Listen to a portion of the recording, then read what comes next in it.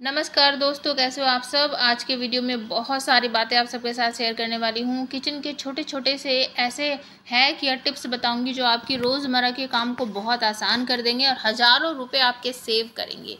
कैसे करते हैं, क्या करते हैं, सबका मैं शॉर्ट वीडियो चैनल पर अपलोड करती रहती हूँ। अगर आपने नहीं देखा तो देख लेना। कोशिश ये है कि इस लॉन्ग वीडियो में सारी चीज़ों को एक साथ कवर करूँ और आपको किचन की जो टिप्स हैं वो दूँ, ताकि आप भी अपना काम फटाफट करो और बहुत सारे हज़ारों हज़ारों रुपए बताओ। आज के वीडियो में एक कमाल का मैं हैक शेयर करूँगी जो मैं पिछले 20-22 सालों से यूज़ कर रही हूँ। और बिलीव करो, हमने कभी भी आज तक अपने किचन में इस चीज़ को नहीं ख़रीदा है। पूजा वगैरह होती है तभी हम मार्केट से ख़रीद कर लाते हैं, नहीं तो आज तक हमने बिल्कुल भी नहीं ख़रीदा है। मैं बात कर रही हूँ घी की, जो कि कितना महंगा मिलता है आप सबको पता ही है। बहुत महंगा मिलता है और मैं पिछले 20-22 सालों से अपने किचन में इसको बना रही हूँ। कैसे बना रही हूँ चलिए आपको दिखाती हूँ, बताती हूँ, समझाती हूँ। वीडियो ज़रा सा भी अच्छा लगे तो प्लीज़ फैमिली फ्रेंड के साथ शेयर ज़रूर कर देना। हमें सपोर्ट करने के लिए चैनल को सब्सक्राइब कर लेना, बेल आइकन को प्रेस ज़रूर कर देना ताकि आपके पास नोटिफिकेशन जाती रहे। यहाँ पर मैं आपको दिखा रही हूँ अपनी आँख। पिछले 4-5 दिनों से मैं आँख के दर्द से परेशान हूँ, क्योंकि अचानक से मेरी आँखों में रेडनेस आ गई थी। बहुत आँखों में नहीं, सिर्फ एक आँख में, राइट हैंड की जो मेरी आई है ये वाली, उसमें बहुत रेडनेस आ गई थी। बहुत ज़्यादा उसमें दर्द हो रहा था, लाल हो गई थी बिल्कुल। और मुझे देखने में भी परेशानी हो रही थी, टाइप करने में भी दिक्कत हो रही थी। मतलब ज़िंदगी ऐसा लग रहा था कि बहुत दुश्वार हो गई है। लेकिन फिर भी इतने सारे काम हैं मेरे पास, एफबी से जुड़े हुए, चैनल से जुड़े हुए, बहुत कुछ है करने के लिए और मैं लगातार वो सब कर रही थी। तो इस वजह से मेरी आँख ठीक होने में बहुत लंबा टाइम लग रहा है। अब सबसे पहला काम, यहाँ पर मैं आपको आइसक्रीम बनाना सिखाती हूँ। यहाँ पर देखिए, मैंने दूध लिया है, कस्टर्ड पाउडर डाल दिया है और उसके बाद मैंने जो हमारा पीसी हुई चीनी होती है वो डाली है और काजू किशमिश बादाम मैंने पीस कर रखे थे वो डाल दिया। ठंडा दूध था। पहले इन सारी चीज़ों को मैंने मिक्स कर लिया, उसके बाद इसको मैंने गैस पर रखा और थोड़ा सा दूध और ऐड कर दिया। आप घर पर आसानी से आइसक्रीम बना सकते हो, बहुत आसानी से बन जाती है। और अगर आप चाहते हो कि बिल्कुल मार्केट वाली बने तो आप इसको दोबारा से, जैसे कि मैं अभी इसको गर्म हो गया, मैंने इसको अच्छे से पका ली, गाढ़ी हो गई, टिफिन में भर दिया, ऊपर से टूटी फूटी डाल दिए। आप चाहो तो कुछ भी डाल सकते हो जो आपको अच्छा लगे। ढक्कन लगाकर फ्रीज़र में रख देना है। इसको फ्रीज़र में रख दिया और बाई चांस उस दिन हमारे एरिया की लाइट चली गई, जब मैंने इसे निकाला तो ये कुछ इस तरह की थी। आप इसे निकाल कर अच्छे से एक बार और ग्राइंड कर देना, तो ये बिल्कुल मार्केट जैसा बिल्कुल आपको देखने को मिलेगी। मतलब बिल्कुल उसके जैसा ही इसका टेस्ट आपको लगेगा और बिल्कुल गाढ़ी बनकर तैयार होती है ये। तो इसी तरह से आप और भी बहुत तरह की रेसिपी बना सकते हो आइसक्रीम से जुड़ी हुई। एक और मैंने आइसक्रीम की रेसिपी शेयर की थी, वो मैं आपको बताती हूँ, मैंगो आइसक्रीम, जिसको आप आसानी से घर पर बना सकते हो। ये मैंने बिल्कुल गैस बिना जलाए बनाई थी, मतलब गैस का यूज़ ही नहीं किया। मैंगो को कट कर लिया, 2 चम्मच मैंने इसमें खांड डाली, 1 चम्मच मैंने इसमें जो हमारा पाउडर होता है दूध वाला वो पाउडर डाला और पीस लिया अच्छी तरीके से। पीसने के बाद आप देखो, बनाना तो मैं थोड़ा सा सोच रही थी लेकिन फिर लगा कि नहीं और बनानी चाहिए, तो और बना ली मैंने। तो देखो इस तरह से गाढ़ा सा बन गया ये पीसने के बाद। फिर मैंने इसको टिफिन में भरा। सबसे पहले इसमें भर रही थी, फिर सोचा कि नहीं एक बार ही बना लेती हूँ, सब मज़े से खाएंगे। फिर दोबारा से मैंने इसको पीसा, एक और आम लिया, तो एक आम पूरा मैंने यूज़ कर लिया और आप देख सकते हो गाढ़ा सा पेस्ट बन गया ये बिल्कुल। आप चाहो तो इसमें दूध भी डाल सकते हो। दूध डालने के बाद ये बिल्कुल गाढ़ा सा हो जाता है और फ्रीज़र में रख देना ढक्कन लगाकर। और जब आप इसको बाहर निकालोगे ना, बिल्कुल गाढ़ी सी, ये देखो कुछ इस तरह से आती है। आप जैसे मार्केट से लाते हो ना, आप बिल्कुल गाढ़ी वाली अगर आपको चाहिए तो एक बार जमाने के बाद आप इसको बाहर निकालो, मिक्सी के जग में डालकर एक बार ग्राइंड कर दो और वापस से फ्रीज़र में रखो 5-6 घंटे के लिए, 10 घंटे के लिए कम से कम, तो ये बिल्कुल मार्केट वाला लुक आपको देती है। अब मैं आपको घी बनाना बताती हूँ। आप घी कैसे बना सकते हो। दूध पे जो मलाई आती है उसको आपको दही जमा लेना है। ज़रा सी दही का पानी डालो और उसको दही जमने के लिए रख दो। जब वो दही जम जाएगी तो आप उसको कढ़ाई में डालकर इस तरह से घुमाते रहो। लगातार घुमाना है, छोड़ना नहीं है, गैस की फ्लेम लो रखनी है। यही तरीका है जिसे मैं सालों से यूज़ कर रही हूँ और अभी तक मैंने कभी भी मार्केट से घी खरीद कर नहीं लाया है। कुछ इस तरह से हो जाता है, मुश्किल से 5 या 10 मिनट लगते हैं। गैस की फ्लेम लो करके बनाओगे तो आसानी से हो जाएगा। बर्तन कुछ भी ख़राब नहीं होता है। आप देख सकते हो इस तरह से मैं हफ्ते में, कम से कम हफ्ते में नहीं तो 10-12 दिन में 2 बार घी बनाती हूँ और बिल्कुल दानेदार देसी घी बनकर तैयार होता है। सालों से यूज़ कर रही हूँ, आप भी करके देखो। और ये पहले ग्राइंडर करो, ये करो, वो करो, पानी में डालो, वो मुझे बिल्कुल बेकार लगता है। आप मेरी तरह से बनाकर देखो, बिल्कुल आसान है। पहले दही जमाओ, बस उसको कढ़ाई में डालकर इस तरह से चलाते हो, आपका बिल्कुल ताज़ा, फ्रेश और दानेदार घी बनकर तैयार हो जाता है। एक और हैक शेयर करती हूँ। देखिए, ये हज़ारों रुपए का जो हम मगज के दाने लाते हैं ना, ये वो है। तरबूज खाते हो उसके जो बीज बच जाता है, किसी भी बर्तन में करके रखो, पानी डाल दो, 10-12 घंटे के लिए छोड़ दो। इतना टाइम नहीं है तो 5 घंटे के लिए छोड़ो और उसके बाद हाथों से मसल लो। इस तरह से मसलोगे ना तो इसका जो चिकना सा गुद्दा होता है वो बाहर हो जाता है, बीज अलग हो जाते हैं, वो गुद्दा बाहर हो जाता है। इस तरह की छन्नी लो। ये छन्नी मैं सालों से यूज़ कर रही हूँ, इस वजह से ये कुछ इस तरह की है। इसमें डालो और टंकी के नीचे इसको रगड़ रगड़ कर इस तरह से साफ़ कर दो। जब आप खुले पानी के नीचे इस तरह से करोगे ना, तो जो उसका गुद्दा है गाढ़े वाला वो नीचे निकल जाएगा और बीज बीज ऊपर रह जाएंगे।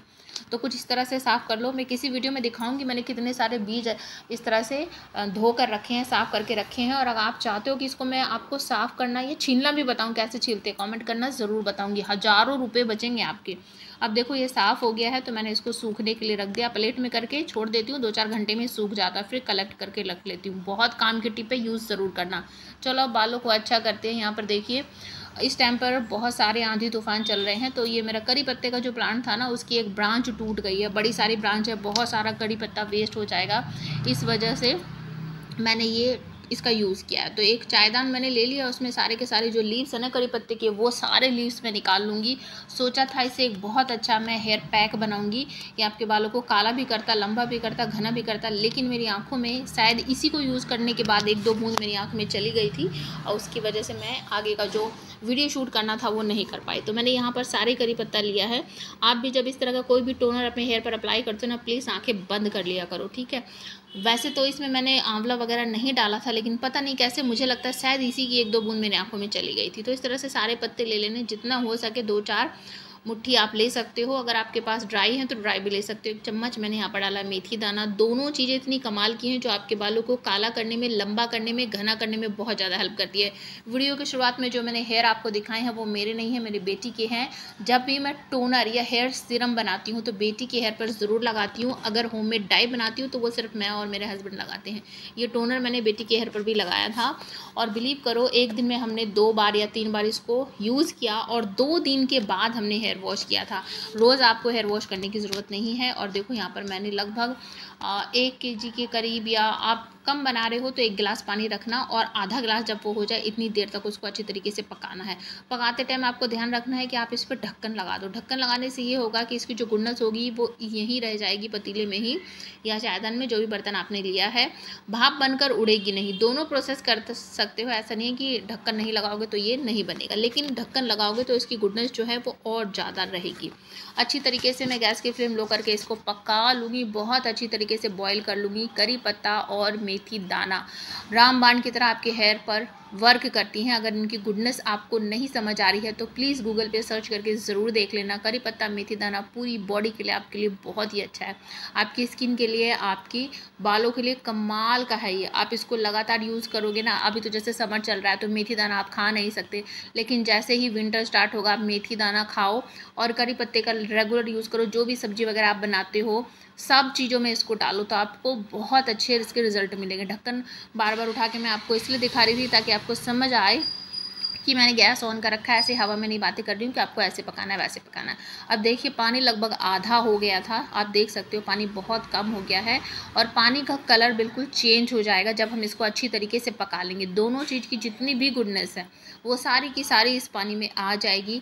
उसके बाद आप इसे नीचे उतार लेना और छान लेना। इस पानी को आप बनाकर स्टोर कर सकते हो और लगातार इसको यूज़ कर सकते हो। कम से कम 1 हफ्ते के लिए तो आप बनाकर आप इसको फ्रिज में रख सकते हो, और अगर आपको फ्रिज में नहीं रखना है तो बाहर रखने के लिए आप कम से कम 3 या 4 दिन के लिए ज़रूर बनाओ। जब ख़त्म हो जाए तो नेक्स्ट बना सकते हो दोबारा से। देखिए मैंने पका लिया इसको अच्छी तरीके से। अब नीचे उतार लेते हैं, और ठंडा करने के बाद या गर्मा गर्म कैसे भी छान सकते हो।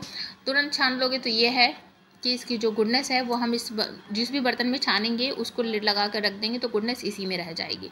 तो मैंने भी इसको गर्मा गर्म छान लिया था और फिर ठंडे होने के लिए छोड़ दिया था। तब तक मैं अपने दूसरे काम में लग गई थी। अब ये जो पत्ते बचे हैं इनका भी यूज़ कर सकते हो आप। इनको पीस लो अच्छी तरीके से, पेस्ट बना लो। पेस्ट बनाने के लिए छान लेना, और छानने के बाद आप चाहो तो इसे जो दही होती है उसमें डालकर यूज़ कर सकते हो, या फिर मेहंदी के साथ यूज़ कर सकते हो। अब देखिए ये पानी ठंडा हो गया था, तो उसके बाद मैंने इसमें एक विटामिन E का कैप्सूल ऐड किया है। अगर आपके हेयर बहुत ज़्यादा ड्राई हैं तो 2 भी डाल सकते हो। मेरे हेयर ऑयली हैं, बेटी के भी ऑयली हैं, तो इसी वजह से मैंने यहाँ पर 1 ही डाला है। इसके बाद अगर आपका हेयर फॉल बहुत ज़्यादा हो रहा है, आपके बाल बहुत झड़ रहे हैं, आपके बाल बहुत पतले हैं, उग नहीं रहे हैं, तो उनके लिए लेवेंडर इसेंशियल ऑयल और रोज़मेरी इसेंशियल ऑयल डालो। जिनके सर में बहुत ज़्यादा डैंड्रफ हो रखा है वो ट्री इसेंशियल ऑयल भी डाल सकते हैं। और अगर आपको ट्री ऑयल नहीं मिल रहा है या कोई भी चीज़ नहीं मिल रही है तो लिंक डिस्क्रिप्शन में होता है, प्लीज़ एक बार ज़रूर चेक कर लिया कीजिए। और एक बात, अगर आपके पास नीम के पत्ते मिले तो आप नीम के पत्ते भी इसमें 2-4 डाल सकते हो, तो वो भी आपके मौसम को इफ़ेक्ट से बचाएगा। जैसे कि इस टाइम पर बहुत ज़्यादा गर्मी हो रही है, तो गर्मी में वो आपके सर में जो दाने वाने निकल जाते हैं उससे भी आपको छुटकारा दिलाएगा। मेरे पास नीम के पत्ते नहीं हैं, इस वजह से मैं नहीं डाला है, तो इसको मैंने अपने भर लिया स्प्रे बोतल में। एक बात और, अगर आप इसको लगाने के बाद आपको ऐसा फील होता है कि मेरे हेयर थोड़े से रफ़ लग रहे हैं, तो आप इसमें कोई भी ऑयल डाल सकते हो, जैसे कि रोगन बादाम ऑयल आता है वो डाल सकते हो, या फिर कोकोनट ऑयल डाल सकते हो, या फिर एलोवेरा पड़ा है तो 1 चम्मच एलोवेरा डाल सकते हो। अच्छे से मिक्स करके स्प्रे करो, पूरी लेंथ में करो, स्कैल्प में करो। रूट को स्ट्रॉन्ग करोगे तो सब कुछ अच्छा हो जाएगा। रूट में स्प्रे करो और उसके बाद आपको हल्का सा मसाज करना है, जिससे आपकी जो रूट है वो एक्टिव हो जाए, आपके सेल्स जो हैं वो एक्टिव हो जाएँ, तो आपके बालों से जुड़ी हुई जितनी भी समस्या है वो सारी की सारी धीरे धीरे करके ख़त्म हो जाएगी।